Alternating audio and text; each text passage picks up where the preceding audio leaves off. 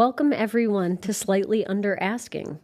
So exciting to be here, finally having it come to life. I know. First We've episode. been talking about this for a long time. Yep. And basically we made this podcast for other agents, and our tagline I'm very proud of. It's very whimsical. Yeah. Basically a podcast. What is our For agents? We got Yep. it. First episode for agents who love real estate until they don't. Yes. Because we want to be really real about Yes. how challenging this industry is and the shit that happens to you, frankly. And then also have some good tools and ways to kind of overcome that. So, Tactical, anecdotal, a little Yeah. bit of everything. yeah. And I think it's important to say that we love real estate. We love what we do. I think we're good at it. Ish. I also feel like we struggle day to day and have the burnout, have the, imposter syndrome, Yeah. have, don't feel like our stuff's good enough, don't feel like we're doing enough, watching other people on social media and constantly comparing. So we struggle with all that too. Yeah. And we're veteran agents, like we've been doing this a long time. Yeah. So I think everyone does. And Yeah. that's one of the reasons why this is so important to us to kind of like be real about the challenges out there, not just on like getting business and working with clients and all the stuff that happens with that, but then also all the marketing side, the promotion, your authentic brand, like all of those things. So we've known each other a full 2 months now. yes, love that. Seriously. 2 months. But I've been in the real estate industry for 7, almost 8 years. Yeah. And have a team now and have done the solo agent thing. I've been part of a team, done all of that. So, we are not experts by any means. We're still navigating all of this, but we feel like, from the things we've been through, we'll be able to share some good stuff. And you've been in it longer than me. Yeah. So I've been in real estate for 12 years. I have only been at 3 brokerages. I was at my first brokerage for 10 years, and then they didn't want to re-up the franchise. So I moved to EXP, which was a totally new model at the time. And then I made the switch to Real Broker. So I've essentially been a solo agent that entire time. I have tried to form a team. I eventually realized that's not my path. It's not my journey. So I ended up dissolving it, and it's me and my full-time assistant, Marlon. So you might hear me talk about Marlon. He is a VA in the Philippines, but he is very much here with me. I'm talking to him all day long. So if you hear me reference Marlon, just so you have context on who he is. We love Marlon. Yeah, we love Marlon. And I can't function without Marlon. So that's a little bit of background on me as an agent. Yeah. And I think this is just really like, we're going to cover different topics over time. And today we want to talk about burnout because that's always a hot topic, right? When do you think you had your first burnout? Like, since you've been in the industry, was it like when you were first year in, 5 years in? No, I don't think it was right away. I think I started to feel burnout when the market got really, really hot. Yeah. 2020. Yeah. I probably felt it 2019. Okay. I had little pangs of it when I was pregnant and, just trying to keep up, when I didn't want to lose business, during my maternity leave, or lack thereof. Yeah. I kind of pushed through that, but I was younger. You know what I mean? I had my first baby at 31 and then my second one at 33. So I was still, just trying to push through, and I was on very much like a upward momentum that I didn't want to lose. And I have a lot of regrets on how I navigated that, which I'm sure we'll cover later in this episode or just in this podcast in general. But so probably my first real burnout where I had that like, fuck this moment, I want to throw in the towel, was probably when we were doing those multiple offers in 2021, 22. where I was writing like 15 offers. I remember I was writing cash offers over asking, 2-week close. I mean, anything the seller was willing to do, anything they wanted, I was willing to write in. Yeah. And it just still got beat out. Still got beat out. That was And I nuts. don't even know how or by what. Yeah. So that was, I think, my first time really feeling like, is this even worth? I mean, business was booming. I was making more money than I ever thought I'd make in my entire life. And I was still feeling like, is this worth it? Yeah. Like 100%. Right? Yeah. When was it for you? That's what took me down too. But like my journey's a little bit different because I started in 2018. So I was still fairly new to the business. So I was still like bright-eyed and bushy-tailed in 2020. And so I was like, this is great. Bring it on. Yeah. But if I could go back in time, I would have built in some leverage, which we're going to have a whole episode on that. But I would have built in leverage because I was doing it all by myself. And that like just took me down. Like it was spring of 2020 or February of 2022. I remember I was working 16-hour days, 7 days a week from January 1st to I think it was the end of March. And that's when I was like, fuck this. Yeah. I lived in my car basically. Yeah. I was trying to write offers from my car. I didn't have an assistant. I didn't have a TC. Like bad idea on my part. Naughty girl. It was unsustainable. Like literally I remember opening my laptop at stoplights and like trying to start to draft an offer so that I could save some time. Like terrible. And don't you also feel like it made you sloppy? It made you make mistakes out of your flow. That and resentful. Yes. I got so resentful and I'm still working on that, to be honest. Like I'm so resentful to this industry sometimes because of I feel like I got abused and it's my own fault. I didn't like build in the right structure and leverage, but like, you know, and it's kind of like make hay while the sun shines type of thing. But there was a lot of agents make hay while the sun shines. No, I've never heard of what? Do you live under a rock? Probably. I'm pretty Make sure hay that's while like the sun shines. did I'm I going to mess start using something that. up? No. When you hear me use it completely out of context and in the wrong way, just know I learned it right here and Sending now. you out into the wild. I know. I like made We'll it talk up. about No one that knows. off air and you can explain what, like how I use that. Yeah. Well, I think it just means like get it while the getting's good. Okay. Yeah. I'll And say that's that for the you. dangerous part of real estate. Like Yes. the market can change because things were awesome in 2020, 2021, making more money than ever. And then when interest rates spiked and things sat, I was very much like, oh shit. Like, and then, you know, there were a lot of, I mean, me personally, there were a lot of changes to my income those following years. Yeah. Big changes. I mean, again, I was still doing great, but it was definitely a hit to my ego, if anything, after, you know, making, you know, what I was making in those years. And then you start questioning, like, is this me? Like, yes, it's the market, but we can't just blame the market, right? Yes. Is this me? I never actually had the was flow I of never business. really that good? Yeah, and I was just exactly. riding a wave. Yes. And people talk about these agents aren't going to survive. The ones that just came into the industry when it was busy. And then I'm like, am I one of those agents? You know, and I had that thought too. And I was, you know, at the 2020, I was, you know, 8 or 9 years in. Yeah. You know, so I get it. Yeah. You know, so and then even now, like last year was a very slow year for me, but I think for most people too, just because there weren't many transactions being done. But then I talked to people who were like, oh, that was my best year ever. I'm like, oh my God. Yeah, I know. What am I doing? And then that makes you feel like shit. Yep.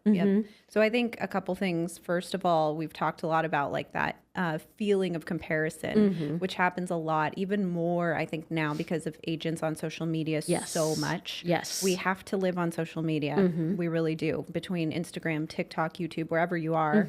And you're consuming content from other agents all the time because that's, you know, you want to emulate and understand the trends and that kind of thing. But it can make you feel like shit. And I think we all have to remember, like, Instagram isn't always reality. Yeah. And it can be an inspiring place, but it can also be like a depressing place too. And then that can further like perpetuate that burnout feeling too. Yep. And that I think it's really important to have a community. And I think this is part of why we wanted to do this podcast because it does feel very isolating, and running your business.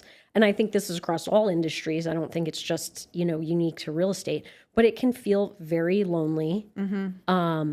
So it's important to have your tribe of people that you can call. I mean, I was shooting a video, but not like 2 weeks ago.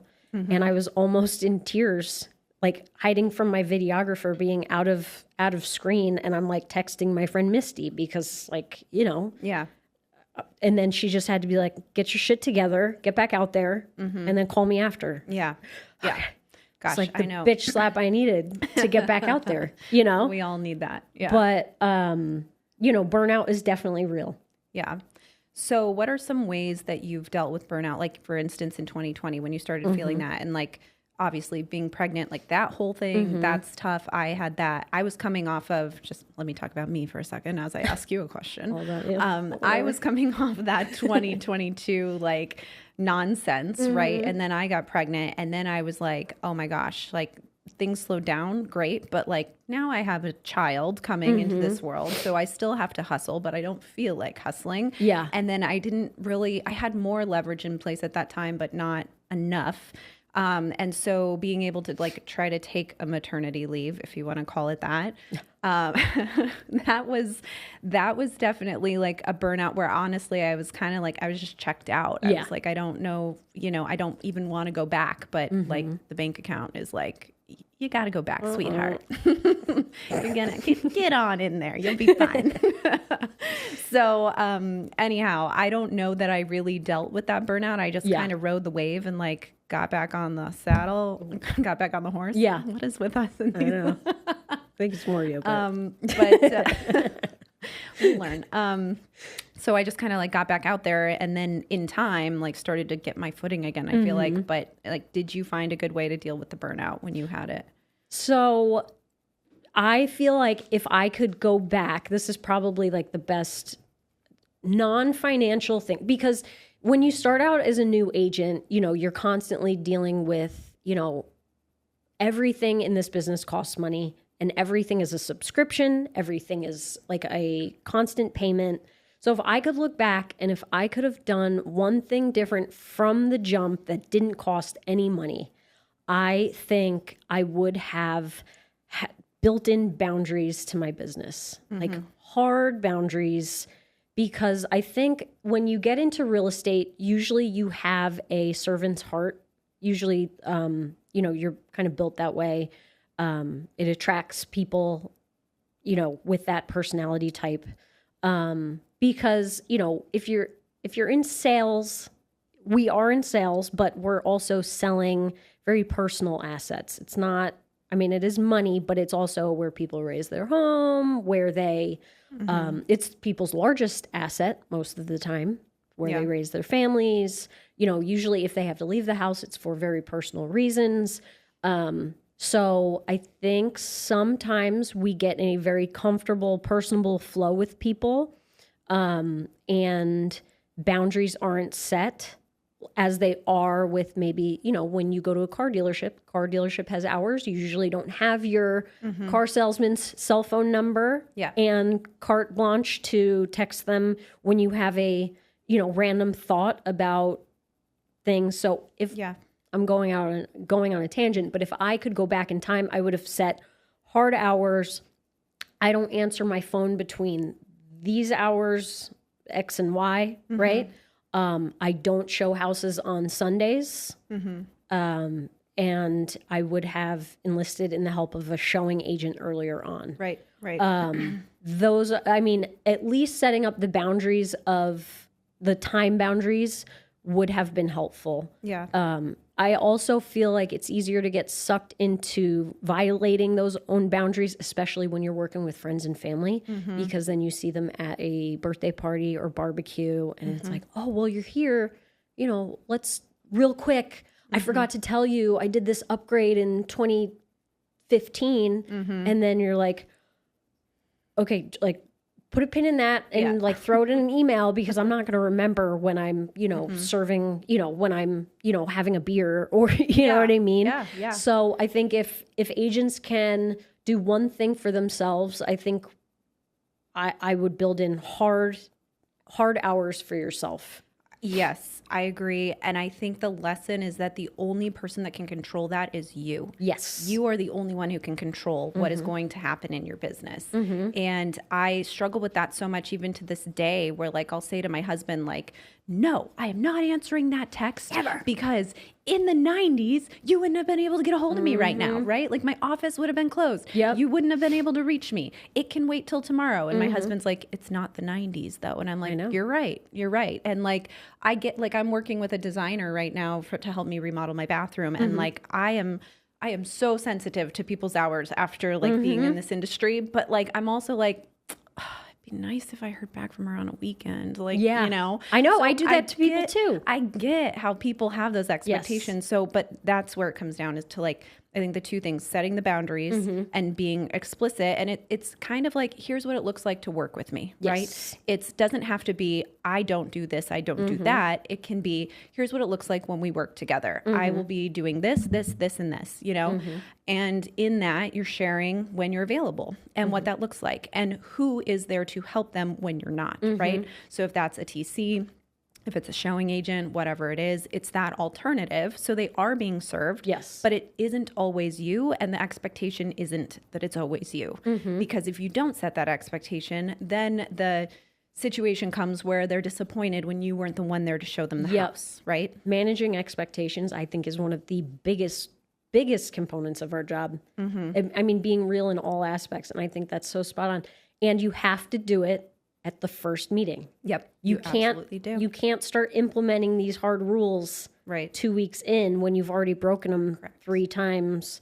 You know, and I think a lot of times with online leads, that comes from the first initial, you know, buyer seller intake. Like, oh, I want to sell my home. Okay, perfect.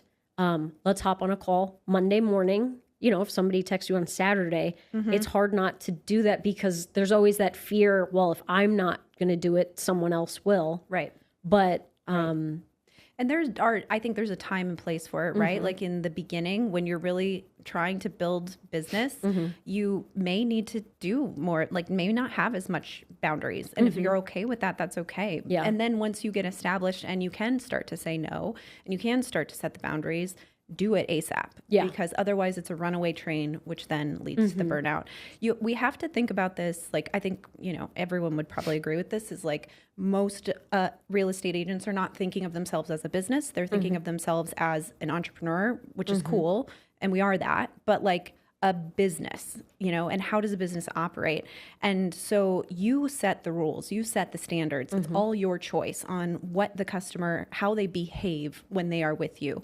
And someone had made an example of that. And I was later on like booking a reservation at Toca Madera. And I looked at like when I booked the reservation and they had like a list of rules of like, basically, this is how you will act when you come here. So, and it was like, no balloons for birthday parties. You must dress a certain way. You can't be more than 2 minutes late or whatever it was, right?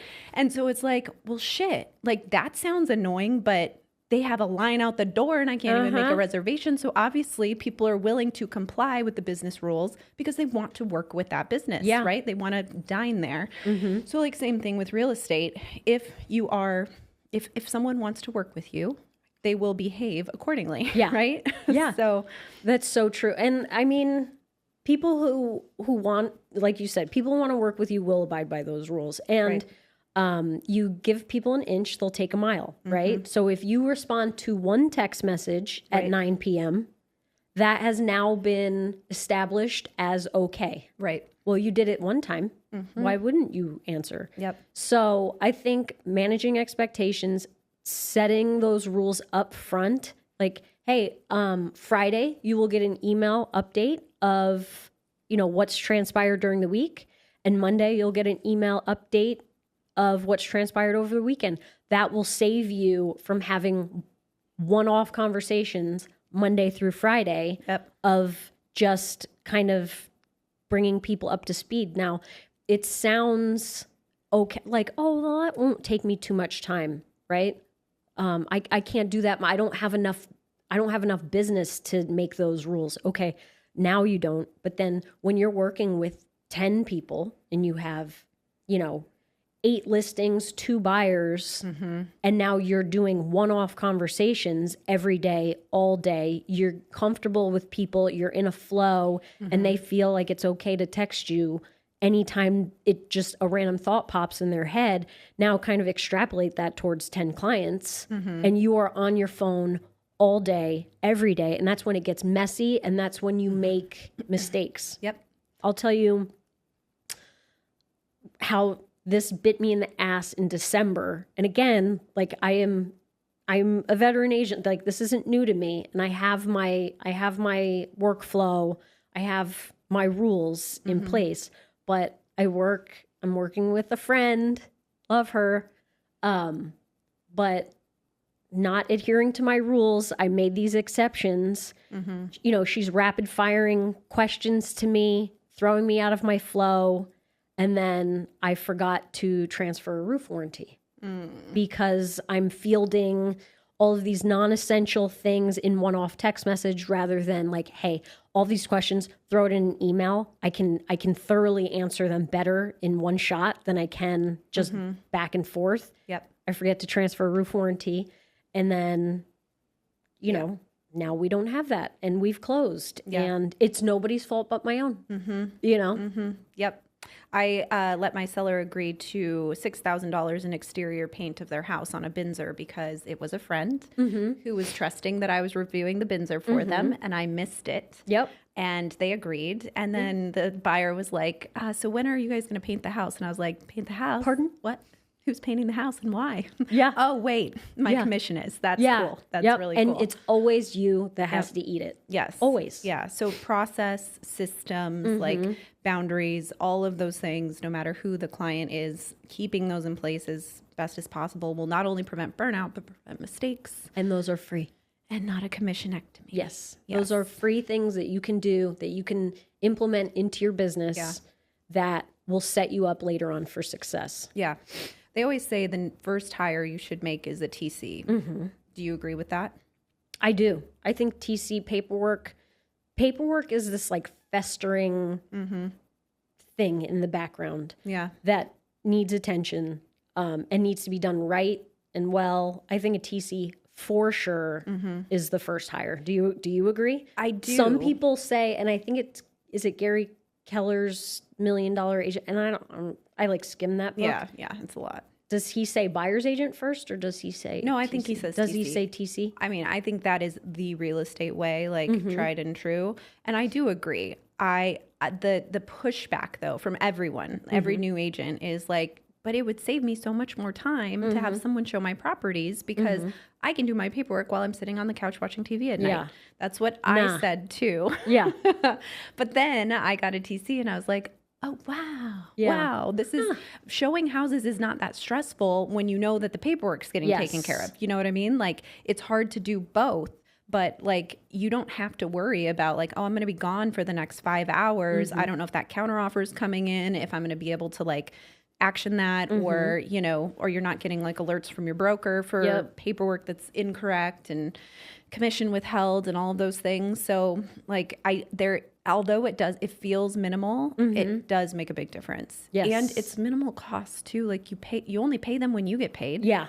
Right. Ooh, so sorry. That was a chair. I swear to God. Shoes.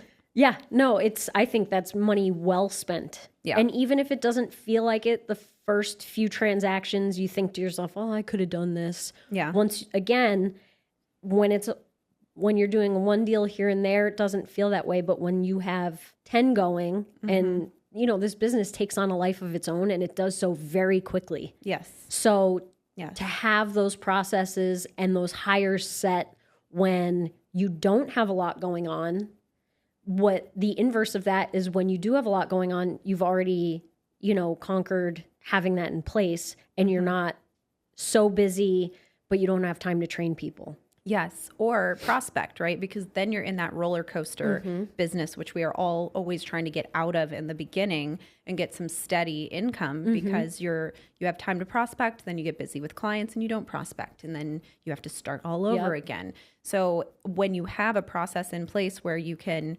still prospect and handle the business you have because you have leverage in place, then you get that steady flow of clients and income. Yep. TC is crucial. Yeah. Transaction coordinator. If we've just been abbreviating that the whole time. Exactly. Tell me, now that your business has evolved and you're kind of, I feel like as you've been doing it longer, the problems change. They're all still there, but the problems change. Where do you find the most burnout for you now that you've been doing this a while and that, you have steady business? Well, truthfully, the burnout comes from like production. Like I'm sick of production, if I'm going to be frank, you know, and that's why I started a team, because to be honest with you, I just want to take all my leads and give them away. I really do. Yeah. Clients drain me. The whole process drains me right now. So I get burnout because what I want to do every day is like create and work on my YouTube stuff. Okay. I want to create YouTube videos. I want to work with agents to help coach them on YouTube. I want to do all of those things. That's in my flow. That's fun. Building this YouTube coaching business has been so much fun. And then I get a call from a client of like, I don't understand this counteroffer. And I'm like, motherfucker. And it's like not their fault, you know, but like it just pisses me off. It just ruins my day and it sucks my energy. And so like that's some of the things that you have to look at when you're trying to figure out like how you want to incorporate leverage into your business is like what fills my cup, what lights me up, and what drains me and what sucks my energy out.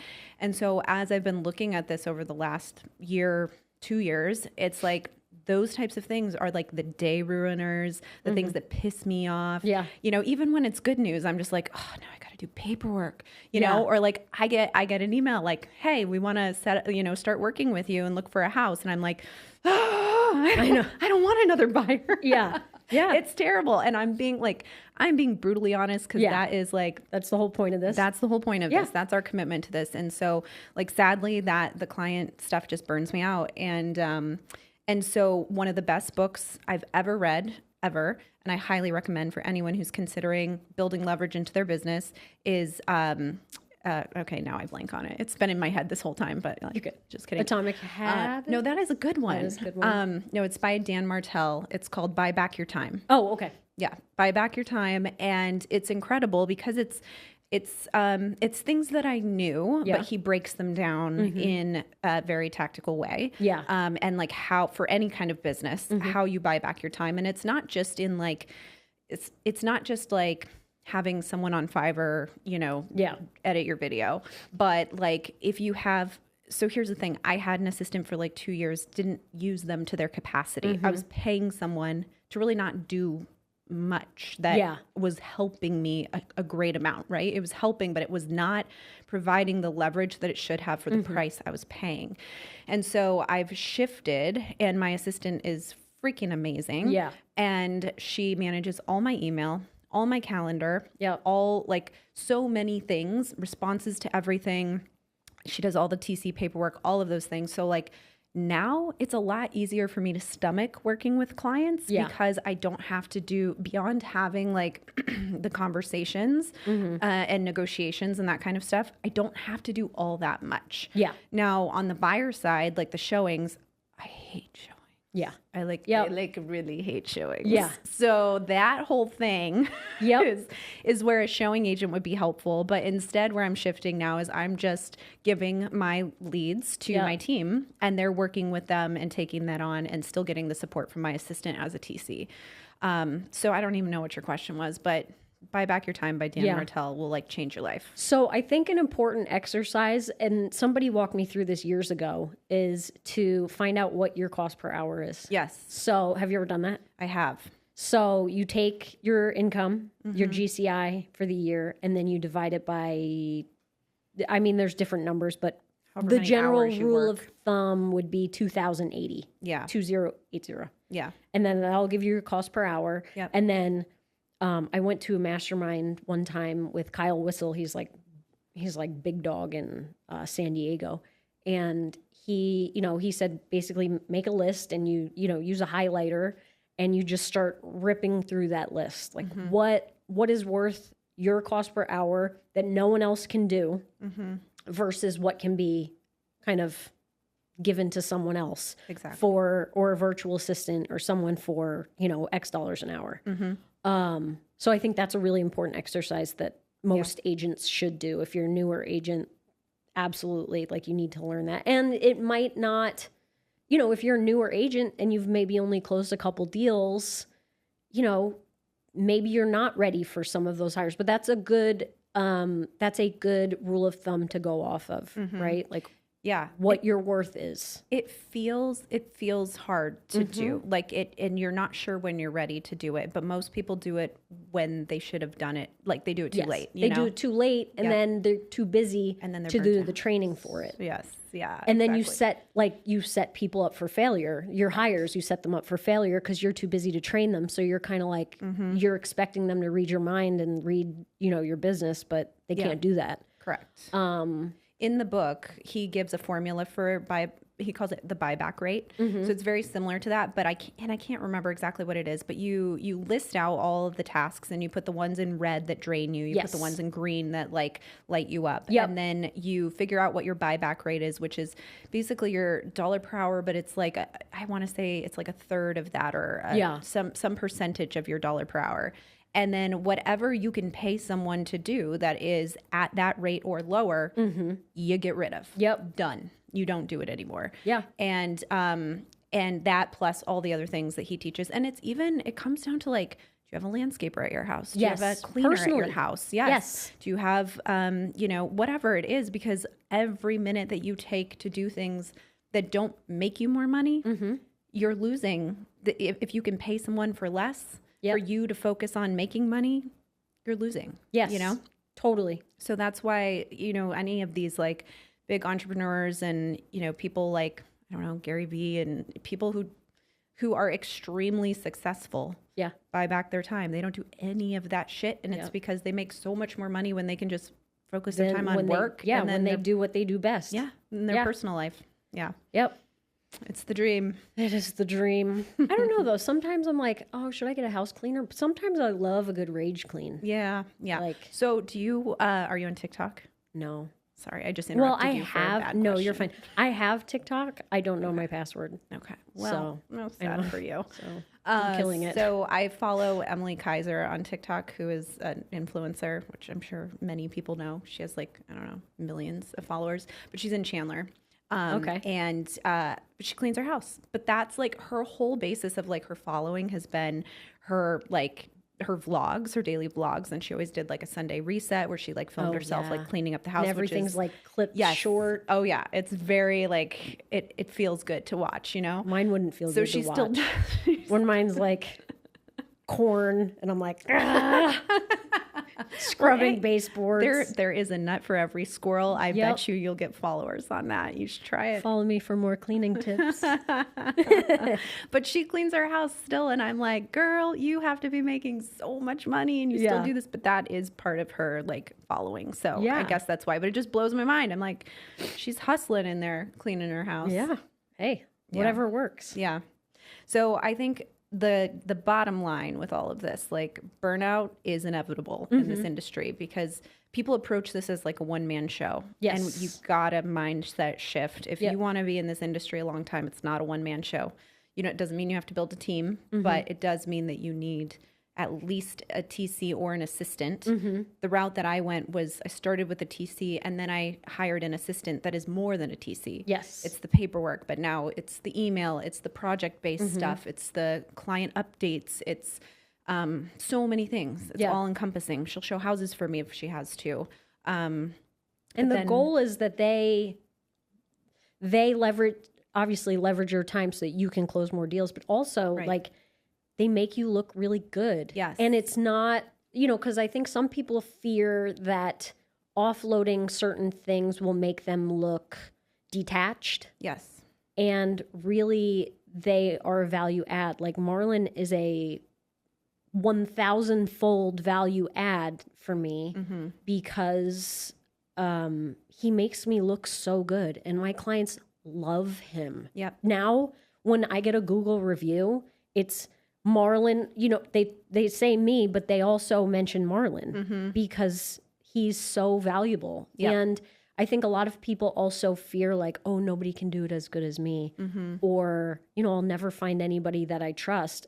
But you do find those people. Yeah. Like Marlon, I mean, pays himself. He knows all my passwords, and I truly can't run my business without him. Right. If you want to scale, you have to do that. You have to. And it is a hard reality. You have to let go of control. And I had this really tough conversation with my coach many a time. And she would always remind me, do you think that the CEO of Sprouts is in the stores every day? No. Yeah. No. Whoever he is or she, they are not. They're not in the stores trying to stock the shelves and check people out and do all the things, right? Like you cannot scale. And Sprouts isn't even a massive company, but like, you know, I say it for any company. The person who created it, even if it started as a small business, they are not in the day-to-day doing the things. They had to hire people. They had to trust people. They have to trust people to manage the people that they hire. And they do that through processes. Yes, exactly. Yep. Process and leverage and delegation and system and trust. I think I find my most burnout nowadays through marketing, because it just seems like there's always an endless array of ways to, you know, there's endless platforms. Oh, you need to be doing this. Oh, you're not on YouTube. You need to be doing YouTube. Oh, you're not doing geofarm. You have to do. And it's exhausting. And I've had a really hard time, and I don't know, maybe somebody out there, you know, will send me a DM and tell me how they figured it out. But my biggest struggle is I had a hard time hiring someone for marketing. I've tried virtual assistants. I've tried those marketing companies that post for you and all that. And it just doesn't feel organic to me. Yeah. So I have, you know, whether it's right or not, I've kind of been someone who says, oh, you know, you have to do your own social media management. Whether that's true or not, it's probably not true. And it's just something that I can't really relinquish control over. But, you know, I feel like my social media is kind of personal, and how I want to come across is very personal. And I want it to be authentic, but I struggle, and we've talked about this a million times, you know, finding your brand identity and all of that, and just mastering platforms and cross-posting, and I find it very exhausting. So if anybody's figured it out, you know, send me a DM, because I can't. But yeah, I think that burnout is very real, and the earlier on you can get your arms around it, and before you get caught in a cycle of being busy with transactions and all that, you can set those processes up and those, you know, procedures, and then it's just easier to hand them off. A lot of people say the best way to do that is to just document a workflow while you're going through it. So the next buyer you have, like hit pause and you write down step by step, like what you did, or, you know, like journal at the end of the day, like got a new buyer, sent them a buyer intake, set up an MLS search. And then, so you do the general framework for it. And then you go within that framework, how to set up an MLS search. So that you can send that process to someone else and it's documented, and then they can pick up where you left off. Better yet, you record it. You screen record what you're doing. As you're doing it, then you don't have to do it more than once. File that away, like keep that video as like buyer onboard process, whatever it is. And then send that when you bring on new people. Like, this is what it all looks like. Done. You know, and then you don't have to spend the time training, first of all, because it's all on video. And you didn't have to spend any extra time writing it down, you know, mapping it out. It's just you did it while you were already in it. So I say that as I'm speaking to myself first. That's been on my to-do list, but that is the way you're supposed to do it. Those who cannot do teach. Yes. So here we are. Let me just preach to you all. So here we are. All right. So let's recap. 3 biggest takeaways from this episode. And what's one action listener should take today? Well, I think biggest takeaways being burnout is inevitable, because I think a lot of people think that it may not happen to them. Like, I think it will, whether it's from your clients, your marketing, your shitty team if you hire one that doesn't work out, whatever it is, It's right? nice. Your shitty team. I'm saying if it didn't work out. Yeah. Teams are great if they do work out. But if you have the wrong people, that's like taxing, right? And then you have to deal with getting rid of them and all of that stuff. So whatever it is, there's burnout is inevitable. We have to do 3 takeaways. That's a tall order, Kelly. Is Just it? kidding. No. We'll rap about it. I've got some big takeaways too. Let's hear yours. Maybe I don't. Leverage. Buy back your time. Yep. Set boundaries early on. Yeah. Because people will run you ragged. And I don't think it's malicious. I think it's the day and age we're in where, you get your package next day. People don't want to wait anymore. Right. But the minute that you respond to that 9 p.m. text or that 5 a.m. text, people are going to... You've set the standard. Yeah. You've now opened the door. Yep. And I think people I think people can respect boundaries when they are told up front what they are. And honestly, if people push back on them, I know it's hard to say, like, if you don't have any deals in your pipeline, it's hard, but are these people you really want to work with? Like, if they're a pain in the ass the first 5 minutes on the phone call, what do you think they're going to be like negotiating an inspection report? Right. You know what I mean? Right. So, like, I think people can respect boundaries. Normal people can respect boundaries. It also, I think, helps you filter out, red flag people. Sometimes the best deals are the ones you don't do. Right. It's so true. Yep. You're not for everyone and everyone is not for you. And that's okay. And it's okay. And it's okay to fire clients too. I've done that before too. It just, sometimes it's not going to work. Yep. So as far as action items, I would say do your hourly rate. Yep. Like Do your your hourly buyback rate. rate if you want to go that far. Yep. Write down what you want your business to look like. I mean, maybe you're like, it's okay. Maybe you do want a 24/7 type of business. You know, maybe, if you like that, go for it. You can make this business look like whatever you want it to look like. Yep. And that's a great thing. That's the freedom of entrepreneurship. I can't pronounce that word.